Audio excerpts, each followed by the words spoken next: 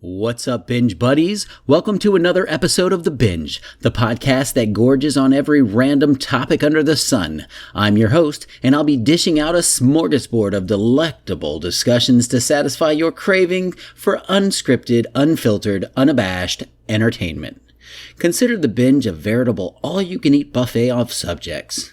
No topic is off the table, and no thought is too unappetizing. One week we might be feasting on the latest outrageous viral video. The next we're picking apart a polarizing social issue with no holds barred.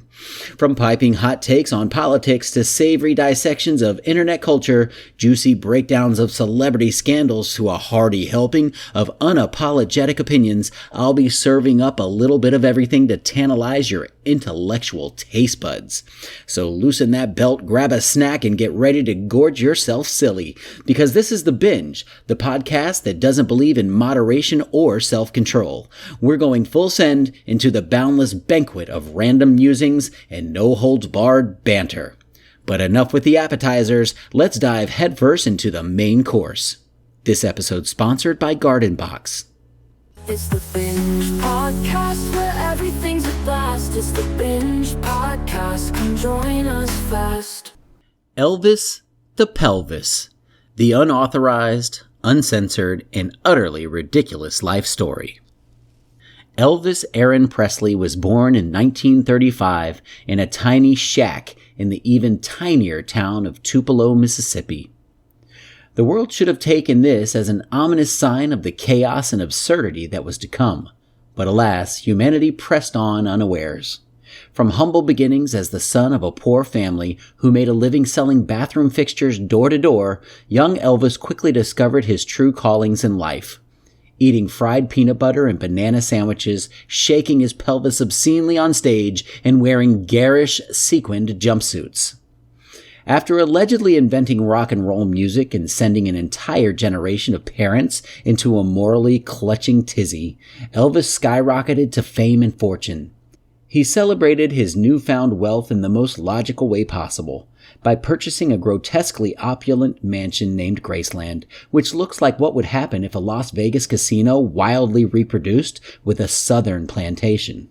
As Elvis's star rapidly rose, so did his obsession with all things bejeweled, fried, and peanut butter based. He spent millions on hideous belt buckles, capes, and custom-made 18-karat gold sedans.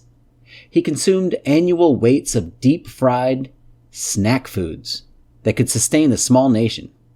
And of course, he became notorious for his onstage antics of leering into the camera while suggestively thrusting his pelvis with all the frenzied energy of a warm-up routine for a proctology exam. For a period in the late 1950s, Elvis was drafted into the U.S. Army, which temporarily halted his reign as the King of Rock and Keeper of the Cummerbund. Upon his return from service, he immediately set to work marrying a 14-year-old child bride, filming dozens of terrible movies with atrocious titles like Fun in Acapulco and Clam Bake, and becoming alarmingly immobile due to his towering hair sculpture and unrelenting snack cravings. By the 1970s, he was morbidly obese, addicted to alarming amounts of barbiturates, and insisted on being called the Reverend, despite not being an ordained minister of any religion besides caloric excess. On August 16, 1977, Elvis passed away at the age of 42 after suffering a heart attack, likely caused by a lethal concoction of fried banana sandwiches, meat sweats, and a crushed velvet muumuu that acted as a sort of boa constrictor upon his corpulent frame.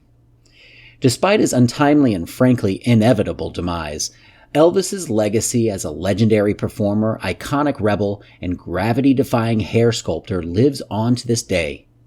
He was the undisputed king of rock and roll, the sultan of sequins, and the pharaoh of fried foods. All hail the king, and thank you very much.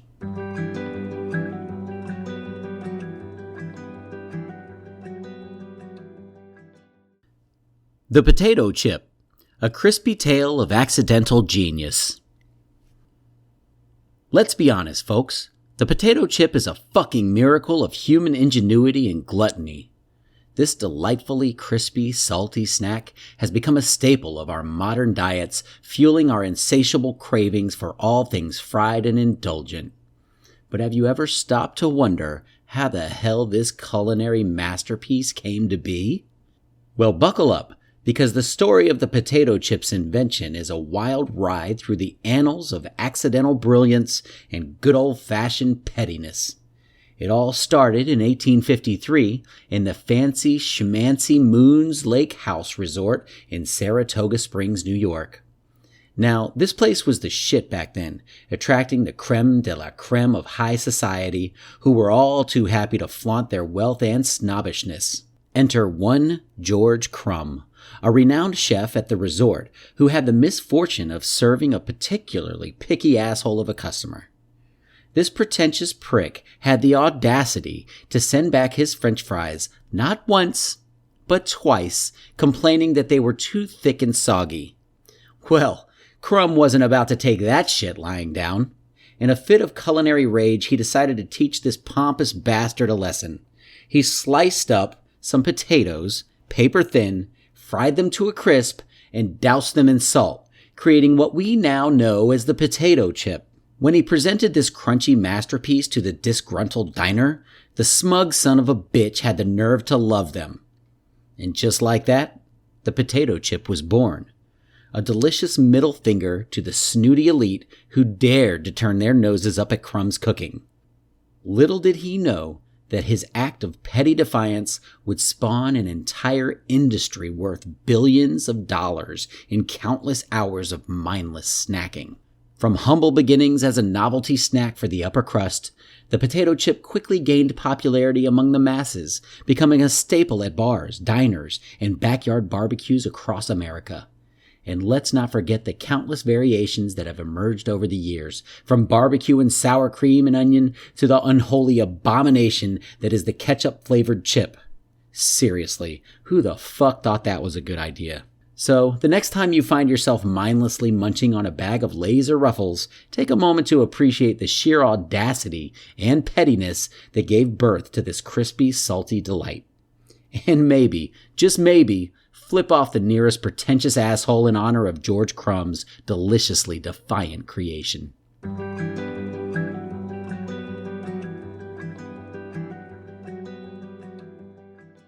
Positivity. The insidious lie we tell ourselves. Listen up, little bunnies. We need to talk about this whole positivity racket. It's a sham, a con, a goddamn lie we've been force-fed since we were knee-high to a grasshopper. And you know what? I'm sick of it. Sick of the saccharine affirmations, empty platitudes, the relentless pressure to look on the bright side and turn that frown upside down. It's time to rip off the rose-colored blinders and stare reality in its cold, unblinking eyes. Because here's the truth. The real truth. The truth that'll set you free like a naked streaker at a church picnic. Life is hard. It's a constant struggle, a never-ending slog through the muck and mire of disappointment, heartbreak, and existential dread. And you know what? That's okay. That's perfectly fucking okay. In fact, it's more than okay. It's liberating. Think about it. When you strip away the forced smiles and the toxic positivity, you're left with the raw, unvarnished reality of the human condition. And sure, it's ugly. It's messy. It's a tangled web of pain and confusion and self-doubt. But it's also real. It's authentic. It's the truth that so many of us spend our lives running from, hiding behind a facade of forced optimism and hollow affirmations. But not you, little bunnies. Not anymore. You're going to embrace the darkness, the uncertainty, the overwhelming sense of dread that comes with being a sentient being in a vast, uncaring universe. Because once you do, once you stare into the abyss and accept it for what it is, something magical happens. You become free. Free from the constant pressure to stay positive. Free from the need to plaster on a fake smile and pretend everything is sunshine and rainbows. Free to feel your feelings, to confront your demons, to wrestle with the big questions that keep you up at night. And you know what else? Once you've embraced the darkness, once you've stared it down and said, "Bring it on, motherfucker," you'll find that the light starts to peek through. Not the artificial, saccharine light of forced positivity, but the real, genuine light of hope and resilience and the indomitable human spirit. Because here's the thing, little bunnies. Life is hard, but we're harder.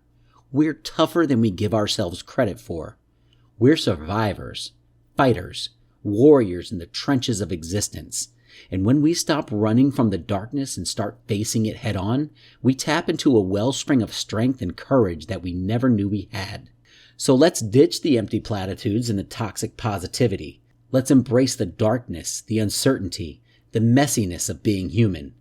And in doing so, let's find the real light, the light that comes from within, the light that burns brighter and truer than any forced smile or hollow affirmation ever could. Are you with me, little bunnies? Are you ready to stare into the abyss and say, "Fuck you, darkness, I'm not afraid of you anymore"? If so, then let's do this. Let's ditch the lies and embrace the truth. Let's be real. Let's be raw. Let's be fucking authentic. Because in the end, that's all we've got. The truth, the whole truth, and nothing but the truth. So let's hold on to it. Let's cherish it. Let's never let it go.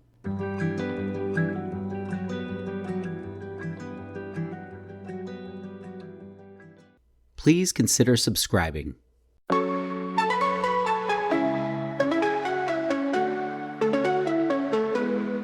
Tune in right now. Got stories to tell, from the small to the grand, all under one spell. We talk about this, we laugh about that, from the strange to the bliss. Get ready to chat. It's the Binge Podcast, where everything's a blast. It's the Binge Podcast, come join us fast.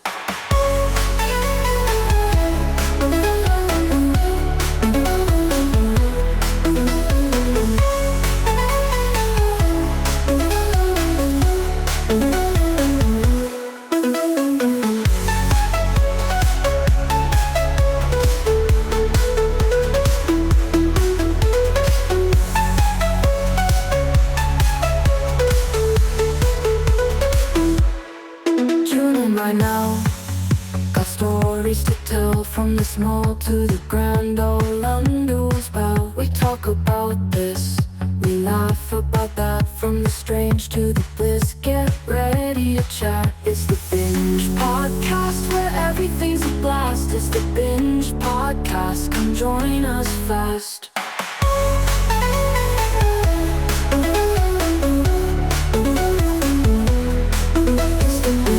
Podcast, where everything's a blast. It's the Binge Podcast, come join us fast.